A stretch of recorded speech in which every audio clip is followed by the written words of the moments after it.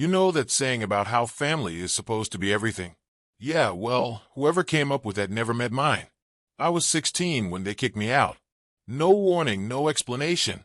Just a trash bag full of my clothes, a couple of bucks shoved in my hand, and a door slammed in my face. It was the middle of January, and the snow was coming down so hard it felt like knives against my skin.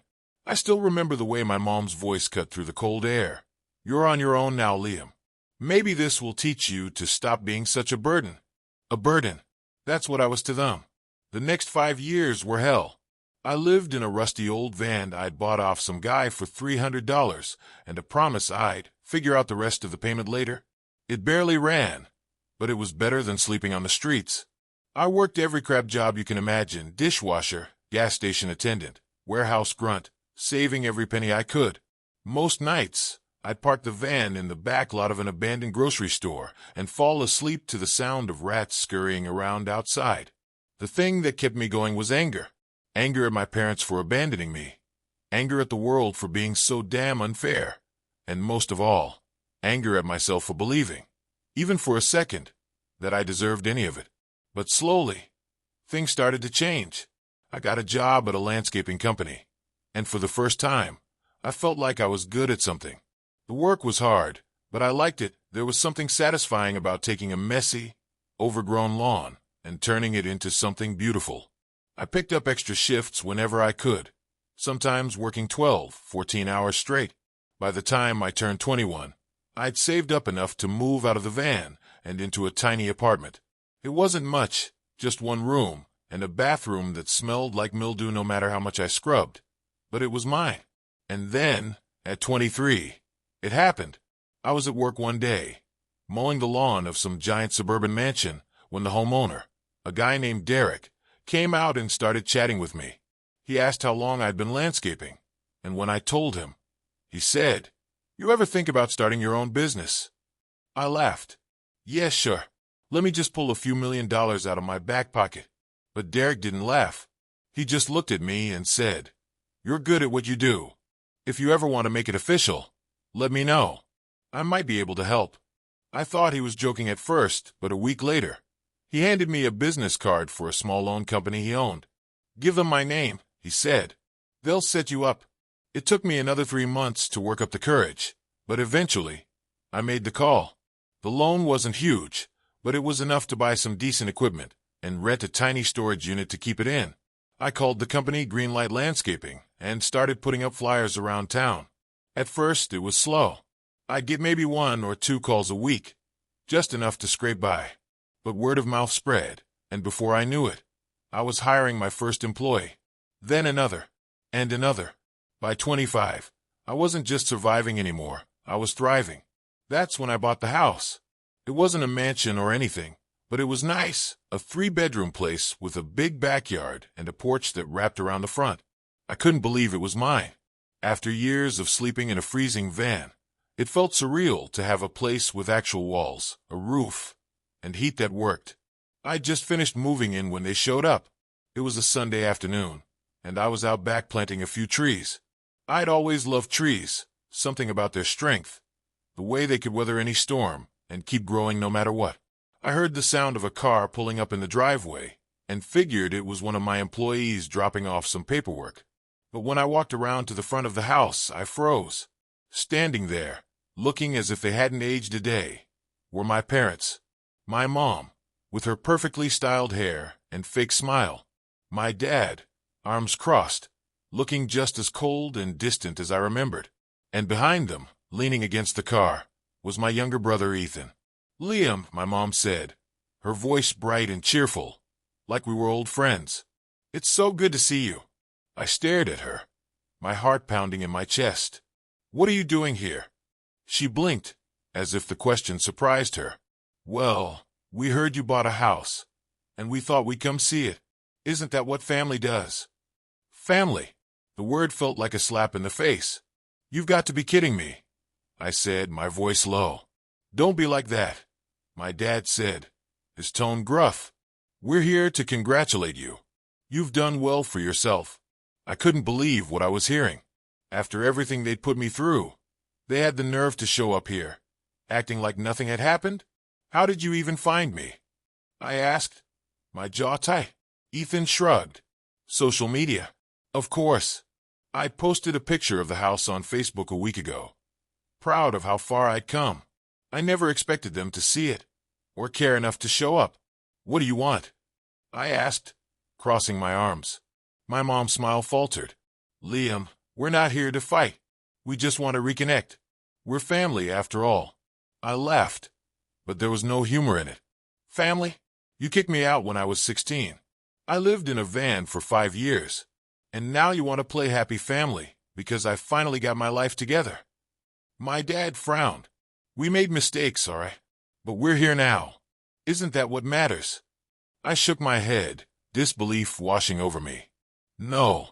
What matters is the years I spent struggling while you lived your perfect little lives.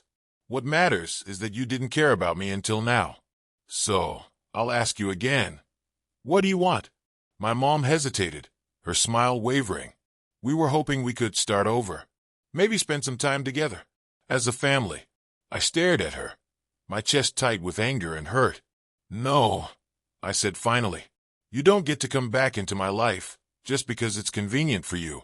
Liam, please, she said, her voice trembling. We're trying to make things right. It's too late for that, I said, my voice cold. You made your choice years ago. Now I'm making mine. I turned and walked back toward the house, ignoring the way my mom called after me. As I shut the door behind me, I leaned against it, my hands shaking. For years, I dreamed of this moment, of telling them exactly how much they'd hurt me, of finally standing up for myself. But now that it had happened, I didn't feel relief. I felt empty. The days after they showed up were surreal.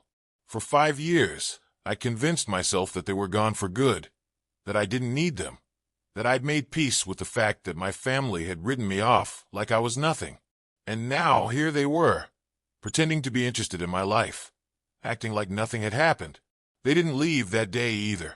I thought slamming the door in their faces would send a clear enough message, but the next morning, I found them sitting in a car parked at the end of the block. My mom waved when I stepped out onto the porch, as if this was some kind of reunion movie scene and not the worst déjà vu of my life. I ignored them, got in my truck, and went about my day. I had jobs to finish, yards to landscape, and employees depending on me. I wasn't going to let them ruin what I'd built, but it was hard. Everywhere I went, their voices were in my head. My mom's fake smile, my dad's gruff tone, my brother's awkward shrug. It all clung to me like mud I couldn't wash off. And it wasn't just their words. It was the memories. I kept seeing 16-year-old me, shivering in the van that first winter, wrapping myself in a thin blanket and hoping the engine wouldn't die overnight. I remembered the ache of hunger after skipping meals to make sure I could afford gas to get to work, and the absolute devastation I felt when Christmas came, and the only gift I had was silence from the people who were supposed to care about me. But the thing that stuck with me most was the way they'd looked at me back then, like I wasn't worth the space I took up in their house. Now they wanted to look at me differently. Too bad. By the third day, they still hadn't left. I came home from work late, exhausted and starving, and there they were, sitting in their car like they were waiting for me to invite them inside. This time, they didn't stay at the curb. As soon as I parked in the driveway, my mom got out and walked up to me. Liam, she said, her voice soft. Please, we need to talk. I sighed, my hand tightening on my truck door. There's nothing to talk about. Yes, there is, she said, her eyes pleading. We've been waiting out here for days, hoping you'd give us a chance to explain. Explain what? I snapped. How you kicked your 16-year-old son out in the middle of winter, or how you didn't care enough to check if I was even alive for 5 years. She flinched, her hands wringing together. We made mistakes, she said, her voice trembling. But we've changed. Your father and I. We've had a lot of time to think about what we did, and we want to make things right. I stared at her, my anger boiling over. Why now? Why, after all this time? Do you suddenly care? Is it because I finally have something you can take advantage of? A house, money, stability? No, she said quickly, her eyes wide. That's not it at all. We saw the picture you posted of the house. and it made us realize how much we've missed. I laughed bitterly. Missed what? Watching me scrape by in a van. Watching me work 3 jobs, just to survive. You didn't miss anything, because you didn't care. You only care now, because it makes you look bad not to. Liam, that's not fair, she said, her voice breaking. Fair? I snapped. You think this is about fair? Fair was you letting me rot on my own while you played happy family without me. Fair was me starving while you had a full fridge. Don't stand here and talk to me about fair. She stared at me, tears welling up in her eyes. For a moment, I thought she might actually say something honest. But then my dad stepped out of the car, his face hard. That's enough, he said, his voice sharp. I turned to face him, my hands clenched into fists. What are you going to do? Kick me out again? He stiffened, his jaw tightening. We're trying to apologize, Liam. You don't have to be so damn hostile about it. Hostile? I said, my voice rising. You have no idea what hostile is. You think you can waltz back into my life and play the victims? You don't get to rewrite history just because it's convenient for you. Liam, please, my mom said, her voice shaking. We're not trying to hurt you. You already did, I said, my chest tight. And you can't undo it now. I turned and walked inside, slamming the door behind me. That night, I sat on the couch, staring at the walls of the house I'd worked so hard to build. It should have felt like a victory, having the life they said I'd never have. But instead, it felt like I was suffocating. For years, I told myself I didn't need them, that I was better off without their approval, their love. And I believed it, until they showed up and tore open every wound I thought had healed. A knock at the door broke my train of thought. I ignored it at first, but the knocking didn't stop. Finally, I got up and opened the door, expecting to see my mom or dad. But it wasn't them. It was Ethan. Can I come in? He asked, his voice quiet. I hesitated, then stepped aside to let him in. He stood in the entryway, looking around like he didn't know where to start. This is a nice place, he said. Thanks, I said flatly. He shifted awkwardly, his hands stuffed in his pockets. Look, I just wanted to say I'm sorry. For what? I asked, crossing my arms. For not standing up for you, he said, his voice barely above a whisper. When they kicked you out, I didn't say anything. I was scared. I frowned, caught off guard. I was only 13, he continued, his eyes on the floor. And I didn't know what to do. But I knew it wasn't right. And I felt guilty about it ever since. I didn't know what to say. I'd never blamed Ethan for what happened. He was just a kid, after all. But hearing him say this, hearing the pain in his voice, hit me harder than I expected. I don't hate you, I said finally. I never did. He looked up at me, his eyes glassy. Really? I nodded. You were a kid. It wasn't your fault. For the first time in years, I saw him smile. We sat on the couch and talked for hours that night. About the past, about the things we'd both been through, and about the kind of relationship we wanted moving forward. It didn't fix everything, but it was a start. Ethan's apology cracked something open inside me, but it wasn't enough to let the rest of them back in. He and I talked late into the night, and for the first time in years, I felt like I had a piece of my family back. Ethan told me things I'd never known. How he'd begged my parents not to kick me out. How he used to sneak into my old room after I was gone and cry because he didn't understand how they could do something like that. They wouldn't let me talk about you, he said quietly, staring down at the mug of tea I'd handed him. Every time I brought you up, Dad would say. He made his choices, and Mom would just change the subject. But I always wondered where you were, if you were okay. I didn't know what to say. A part of me wanted to tell him the truth, to unload all the anger and hurt I'd been carrying for years. But another part of me couldn't do it. He'd been a kid, just like I was, and he didn't deserve the weight of my bitterness. You did the best you could, I said finally, my voice soft. He looked up at me, his eyes glassy. I should have done more. You were 13, Ethan, I said. It wasn't your job to fix what they broke. He nodded, but I could tell he didn't fully believe me. The next morning, Ethan left early, but not before making me promise to call him. I don't care how mad you are at them, he said. I'm not going anywhere this time. I believed him, but the peace I felt after talking to him didn't last. Around noon, I stepped outside to grab the mail and saw my parents' car parked at the curb again. My mom was sitting in the driver's seat, looking exhausted, while my dad leaned against the side of the car, arms crossed. I groaned inwardly. I should have known they wouldn't give up that easily. "Liam," my mom called out as soon as she saw me. "Can we talk?" "No," I said flatly, turning back toward the house. "Please," she said, her voice breaking. "We just want to explain." I stopped, one foot on the porch step. "Explain what?" "How you decided your own kid wasn't worth keeping around."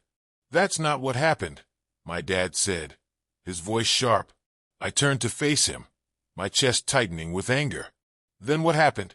Because from where I'm standing, it sure looks like you tossed me out like I didn't matter." "It was a mistake," my mom said, tears streaming down her face. "We thought we were doing what was best for you." "Best for me?" I shouted, cutting her off. "You think living in a van, starving, and freezing in the middle of winter was best for me?" She flinched, her hands trembling. "We didn't know it would be like that." "Of course you didn't," I said bitterly, "because you didn't care enough to check." "Enough," my dad snapped, stepping forward. "We've apologized. What more do you want from us?" "I don't want anything from you," I said, my voice cold. "You made it clear a long time ago that I wasn't part of this family. I've moved on. Maybe you should too." He opened his mouth to respond, but my mom grabbed his arm. "Paul," she said softly. "Stop." He hesitated, then stepped back, his jaw tight. My mom turned to me, her eyes red and swollen. "We know we hurt you, Liam, and we know we can't undo what we did. But please give us a chance to fix it. We want to be part of your life again, to make things right." I stared at her, my throat tight. Part of me wanted to believe her, to let myself imagine that they really had changed. But the scars they'd left on me ran too deep. "You don't get to make things right," I said, my voice trembling. "Not after everything I've been through. You weren't there when I needed you, and I don't need you now." Her face crumpled, and for a moment, I thought she might argue. But instead, she just nodded, tears streaming down her face. "Okay," she whispered. "I understand." She turned and walked back to the car, her shoulders shaking. My dad followed, his expression hard, but he didn't say anything else. I watched them drive away, a hollow ache settling in my chest. That evening, I got a text from Ethan. "Ethan, they're staying at a motel in town. Mom's a mess. I think Dad is too, even if he won't admit it." "What happened?" I stared at the message for a long time before replying. "Me. They're not my problem anymore, Ethan." He responded almost immediately. "Ethan, maybe not, but you're still theirs." I didn't know how to respond to that, so I didn't. The next few days were quiet. My parents didn't come back, and I started to settle into a routine again. But every night, I'd lie awake, staring at the ceiling, replaying their words in my head. What if they really had changed? What if they really were sorry? And what if I wasn't ready to forgive them? The truth was, I didn't know if I ever would be. But then, on Friday night, I got a call from Ethan. "They're leaving," he said, his voice tense. "Tomorrow morning. Mom told me they're going back home because you don't want to see them." I didn't respond. "Liam," he said, his voice softer, "I'm not saying you have to forgive them, but if you don't talk to them now, you might never get the chance." My stomach twisted. "I know they screwed up," Ethan continued, "but they're still our parents, and I think they really do want to make things right. Just think about it, okay?" He hung up before I could respond. I sat on the couch for a long time, staring at my phone, my thoughts racing. Was I really ready to let them leave forever? The day after Ethan and I talked, I woke up feeling lighter, but it didn't last. My parents were still circling me like vultures, desperate to claw their way back into my life. I didn't know what their angle was, but I wasn't naive enough to believe they just wanted to reconnect. They still hadn't left the neighborhood, which meant every time I went outside, I had to deal with the sight of their car parked down the street. They were waiting for me to cave, but I wasn't about to give them the satisfaction. Still, something about their persistence gnawed at me. On the third day, I came home from work and saw my mom sitting on the porch steps, Alone. She wasn't her usual polished, put-together self. Her hair was tied back in a loose bun, and her face looked tired in a way that felt real. I almost walked right past her, but something stopped me. Maybe it was the quiet way she said, "Liam, please." I sighed, my shoulders slumping. "What do you want now?" She stood up slowly, her hands wringing together. "I just want to talk. That's all. 5 minutes. And if you want me to leave after that, I will." Her voice didn't have the usual edge of manipulation I'd come to expect from her. She sounded defeated. I hesitated, then gestured toward the porch chairs. "Fine. 5 minutes." She sat down, folding her hands in her lap. For a moment, she didn't say anything. She just stared at the floorboards, like she was trying to figure out where to start. "When we kicked you out," she said finally, her voice quiet, "I told myself it was the only option we had. Your dad and I, well, mostly your dad, thought you needed tough love, that you'd never learn responsibility if we didn't force you to grow up." I clenched my jaw, but I stayed silent. "But the truth is," she continued, her voice shaking, "we didn't do it for you. We did it for us. Because we were struggling, and we didn't know how to handle it.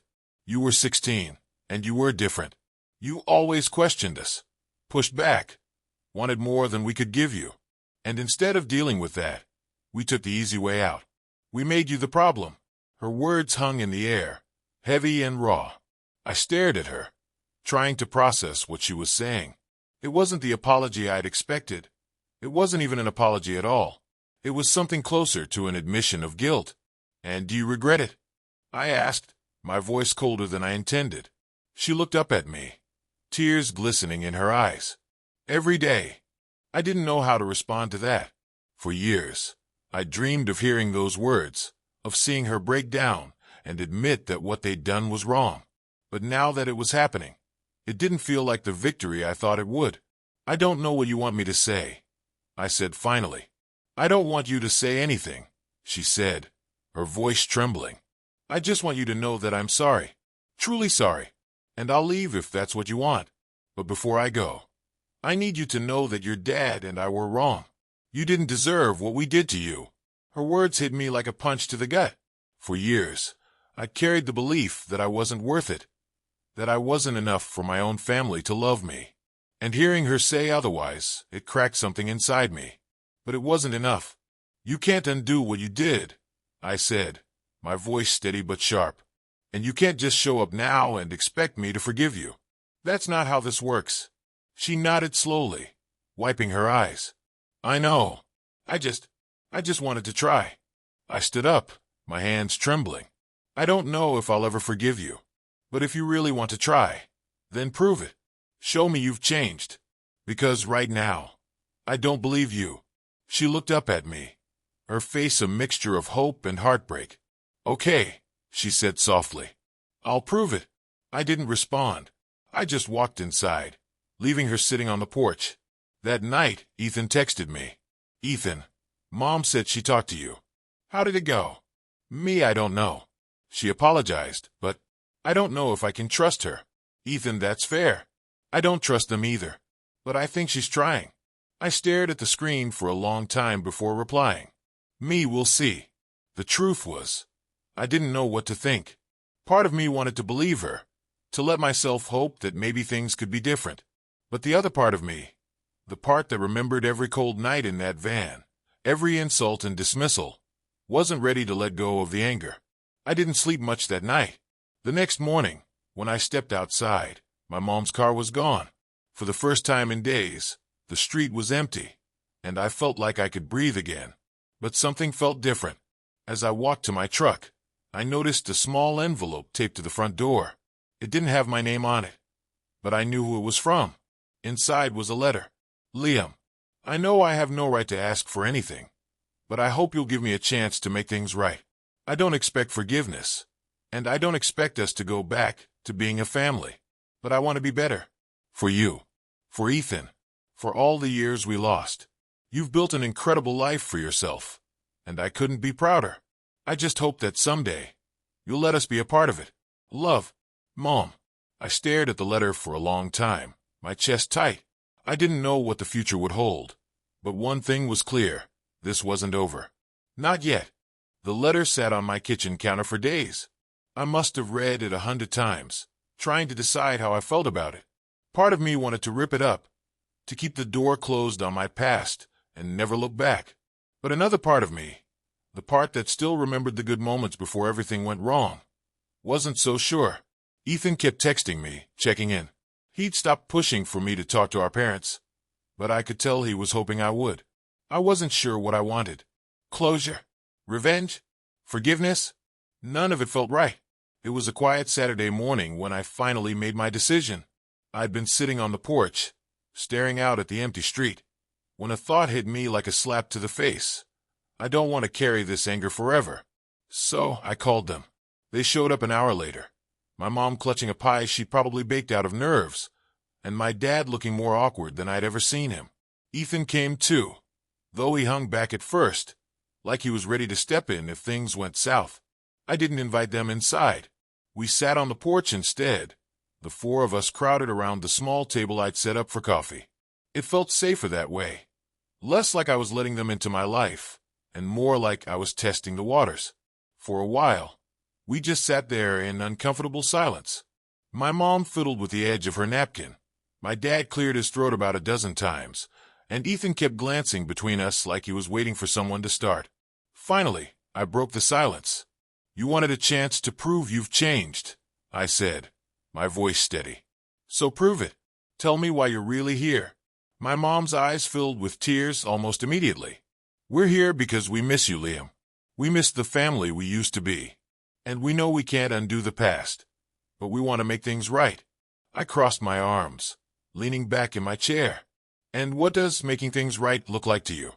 She hesitated, glancing at my dad. He looked uncomfortable, but after a moment he sighed and spoke up. "We're not proud of what we did," he said, his voice gruff. "Kicking you out was the worst mistake we've ever made. And if I'm being honest, we didn't expect you to survive. But you did.